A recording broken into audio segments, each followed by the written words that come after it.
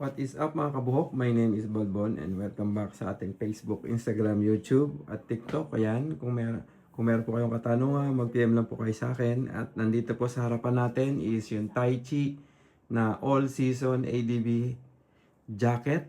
Ayan, hindi po yan kulay blue. Sa personal po ay yan ay gray. Yan. So all season po ito na ADB, meron siya dito mga ventilation para kung naiinitan ka, pwede mo siyang ibukas. Ayan. Yung pong kanyang tela ay Dry Master. Yun po yung tela ni Tai Chi para sa waterproofing. Ayan. Meron siyang ventilation. Yung packet niya waterproof na. Tapos sa loob po, pag tinignan nyo po ito, meron siyang kasamang thermal. Pero yung thermal kasi, bihira natin magagamit yan mga rider. Yan, pang ginaw. Pwede nyo siyang tanggalin, removable yung thermal niya. Pero as it is, yung mismong jacket niya ay waterproof na. Yan. So, simple lang po siya. Ang gandang tingnan. Meron siya dito sa adjustment dyan, sa wrist.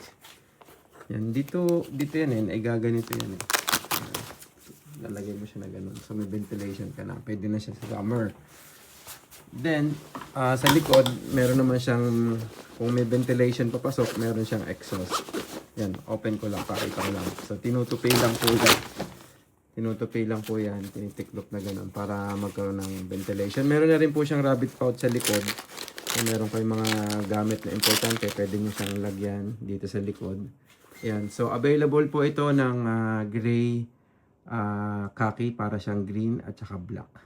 Yan. So sa may mga katanungan ko po, mag-PM na lang po kayo sa akin sa Helmet ni Balbon.